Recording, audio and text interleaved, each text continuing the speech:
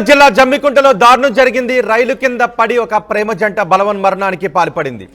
ఇద్దరు ఇన్స్టాగ్రామ్లో ప్రేమించుకున్నారు. ఇన్స్టాగ్రామ్లో వాళ్ళిద్దరి మధ్య ప్రేమ పుట్టింది. ఇద్దరు పెళ్లి చేసుకోవాలనుకున్నారు. కానీ పెద్దలు వాళ్ళ పెళ్లికి ఒప్పుకోరేమోననే అనుమానంతో, ఒప్పుకోరేమోననే భయంతో ఆ ఇద్దరు రైలు కింద పడి బలవన్మరణానికి పాల్పడ్డారు. ఇప్పుడు మీరు ఆర్టీవీ స్క్రీన్ పైన చూస్తున్న ఈ ఇద్దరు యువతీ యువకులే ఆ రైల్వే స్టేషన్లో బలవన్మరణానికి పాల్పడిన యువతీ యువకులు. ఈ ఘటన కరీంనగర్ జిల్లా జమ్మికుంటలో చోటు చేసుకుంది.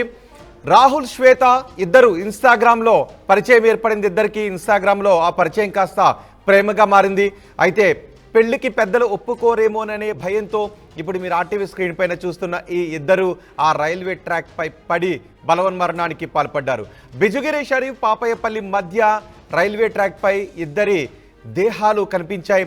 ప్రేమకు పెద్దలు ఒప్పుకోరేమోననే భయంతోనే ఈ ప్రేమికులిద్దరూ బలవన్మరణానికి పాల్పడ్డారు. యువకుడిది రాచపల్లి గ్రామానికి చెందినవాడు. ఆ యువకుని స్వగ్రామం రాచపల్లి. యువతి నిర్మల్ జిల్లా ఎర్వచింతకు చెందినది శ్వేత. శ్వేత కరీంనగర్లో డిగ్రీ ఫస్ట్ ఇయర్ చదువుతోంది. ఇంకా చదువుకుంటోంది. డిగ్రీ ఫస్ట్ ఇయరే. చదువుకోవాల్సిన వయసులో ఆమె ప్రేమకు ఆకర్షితురాలైంది. నిజానికి ఇటీవలి కాలంలో సోషల్ మీడియా ప్లాట్ఫామ్లు యువతీ యువకుల మధ్య ఆకర్షణకు ఎక్కువ కారణమవుతున్నాయి. చదువుపై దృష్టి కేంద్రీకరించి, భవిష్యత్తుపై దృష్టి కేంద్రీకరించి, భవిష్యత్తులో బాగా సెటిల్ అయిన తర్వాత ప్రేమ గురించి, పెళ్లిళ్ళ గురించి ఆలోచించాల్సిన విద్యార్థులు ఇటీవలి కాలంలో ఎక్కువగా సోషల్ మీడియాలో ఆకర్షణకు గురై ప్రేమ పేరుతో ఇద్దరు దగ్గరవుతూ ఉన్నారు.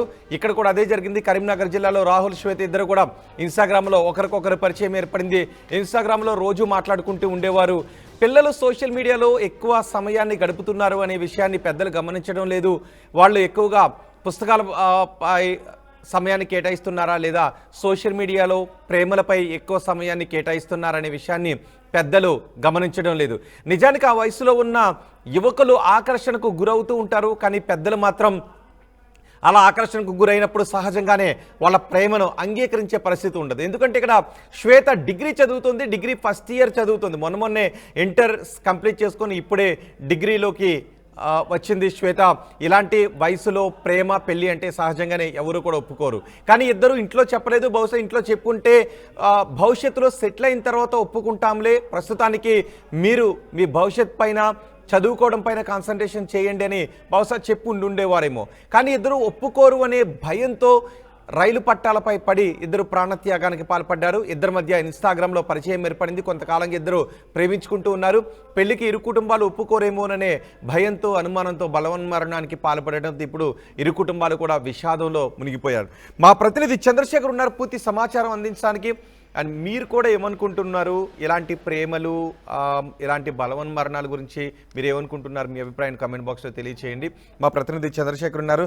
చంద్రశేఖర్, ఇద్దరు ఇంట్లో ఒప్పుకోరేమోననే భయంతోనే వీళ్ళు బలవన్మరణానికి పాల్పడినట్టుగా తెలుస్తోంది. ఘటన తర్వాత వాళ్ళ కుటుంబాల పరిస్థితి ఏంటి? ఎస్ రాహుల్, చాలా దయనీయమైనటువంటి పరిస్థితి ఈ మధ్య కాలంలో చోటు చేసుకుంటుంది. ఉమ్మడి కరీంనగర్ జిల్లా వ్యాప్తంగా వారం రోజుల వ్యవధిలో 2 ప్రేమ జంటలు, 4 మృతి చెందినటువంటి ఘటన విషాదాన్ని నింపింది. మొన్నటికి మొన్న చొప్పదండిలో అలేఖ్య, అరుణ్ అనేటువంటి భావమర్దలు వాళ్ళిద్దరు.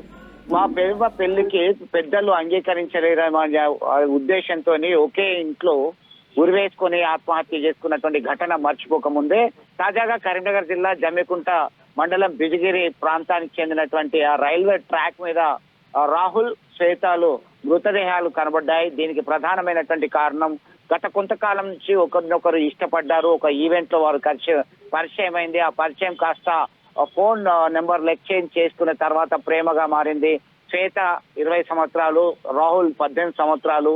రాహుల్ ఒక ప్రైవేట్ ఉద్యోగం చేస్తూ జీవనాన్ని వెల్లదీస్తున్నటువంటి పరిస్థితి. అయితే ఇద్దరి ప్రేమ వ్యవహారము పేరెంట్స్ కి తెలియదు, తమ ప్రేమకి అంగీకరించరు, పెళ్లి వరకు రాదు అనేటువంటి ఆవేదన, ఆందోళనతోనే ఈ ఘాతకానికి పాల్పడ్డారు. ఇది ఇరు కుటుంబాల్లో కూడా విషాదాన్ని నింపింది. దీంతో పోలీసులు గుర్తు తెలియని మృతదేహాలుగా ముందుగా వారు కేసు నమోదు చేసుకున్నారు. అనంతరం వారి ఆ పరిసర ప్రాంతాలు, వారి దగ్గర లభించినటువంటి ఐడి కార్డ్స్ ఆధారంగా వారి యొక్క ఆచూకీ లభ్యమైంది. రాహుల్ మొత్తానికి ఇరు వర్గాలకు సంబంధించినటువంటి కుటుంబాలు అత్యంత దయనీయ పరిస్థితిలో ఉన్నాయి. విషన్న వదనంతో అంటే వీళ్ళిద్దరు ఇంట్లో తెలియజేశారా లేదంటే అనుమానంతోనే ఒకవేళ చెప్పిన ఇంట్లో ఒప్పుకోరు అనే భయంతోనే ఈ దారుణానికి పాల్పడ్డారా? ఇంకా చెప్పడం వరకు కూడా రాలేదు. ఖచ్చితంగా వాళ్ళిద్దరు కూడా ఇష్టపడ్డారు, పరిచయం ప్రేమగా మారింది. ఈ ప్రేమ పెళ్లి దాకా రావాలంటే కుటుంబ సభ్యులు ఒప్పుకోవాలి. కుటుంబ సభ్యులు ఒప్పుకోవాలంటే వారు ఏదైనా ఒక సెటిల్మెంట్ ఉందా లేదా ఏంటి, అసలు జీవన స్థితిగతులు ఏంటి అన్ని విచారణ చేయందే వివాహానికి ఎవరు ఒప్పుకునే పరిస్థితి ఉండదు. ఆ భయంతోనే ఒప్పుకోరు. పెద్దల వరకు కూడా వీరి ప్రేమ వ్యవహారం తెలియలేదు. ఆ యువకుని వయసు ఈమెకన్నా 2 సంవత్సరాలు చిన్న అనేది ఒకరికి, ఇంకా సెటిల్ కాలేదు. ఆమె డిగ్రీ మాత్రమే చదువుతుంది, ఇతను డిగ్రీ డిస్కంటిన్యూలో ఉన్నాడు. ఇద్దరికి ఎట్లా సెట్ అవుతుంది అనేటువంటి ఆందోళన ఆవేదనతోనే ఈ నిర్ణయం తీసుకున్నారు. ఇద్దరు 2 మనసులు కలిశాయి, 2 శరీరాలు ఒక్కటై చనిపోదామని చెప్పేసి అనుకుని అక్కడ ఈ రైలు పట్టాల మీద పడి ఆత్మహత్య చేసుకున్నట్టుగా మనకు సమాచారం అందుతుంది. స్థానికంగా ఉన్నటువంటి జమ్మికుంట పోలీసులు రంగంలోకి దిగి సమగ్ర విచారణ జరిపారు. మొత్తం దీనిలో కొలిక్కు వచ్చింది ఏంటంటే ఆ ఎఫ్ఐఆర్ సైతం నమోదు చేశారు. మరింత సమాచారం సైతం మేము పూర్తిగా వెల్లడిస్తామని చెప్తున్నప్పటికీ ప్రాథమికంగా నిర్ధారించిందంటే ప్రేమ పెళ్లికి పెద్దలు అంగీకరించారు.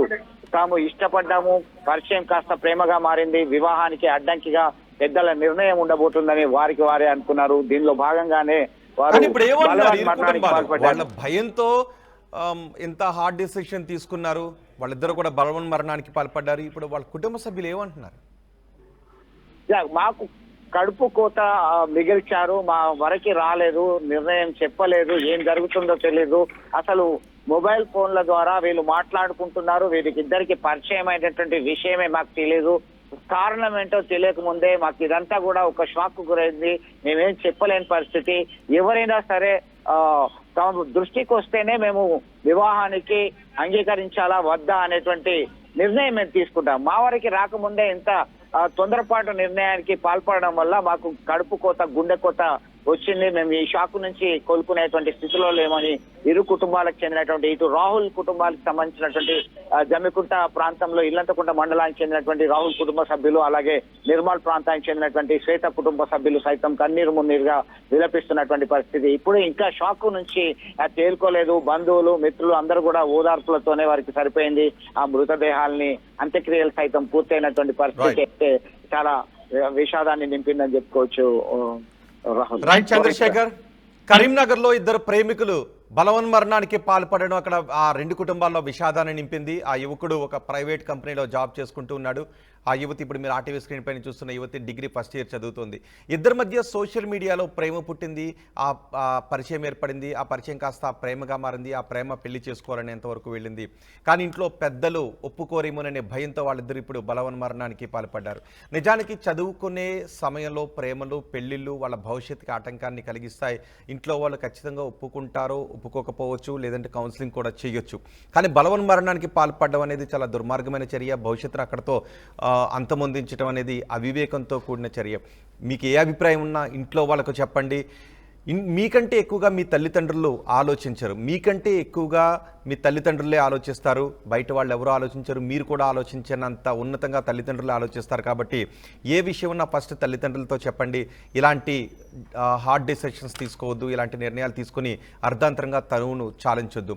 ఇప్పుడు వీళ్ళిద్దరు కూడా ఇంట్లో చెప్తే బహుశా వాళ్ళు ఒప్పుకుని ఉండేవారు, లేదంటే ప్రస్తుతానికి చదువులపై కాన్సన్ట్రేషన్ చేయండి, ఇది చదువుకునే సమయంలో ప్రేమలో పెళ్ళిళ్ళు అంటే భవిష్యత్తు నాశనం అయిపోతుందని కౌన్సిలింగ్ ఇచ్చేవారేమో.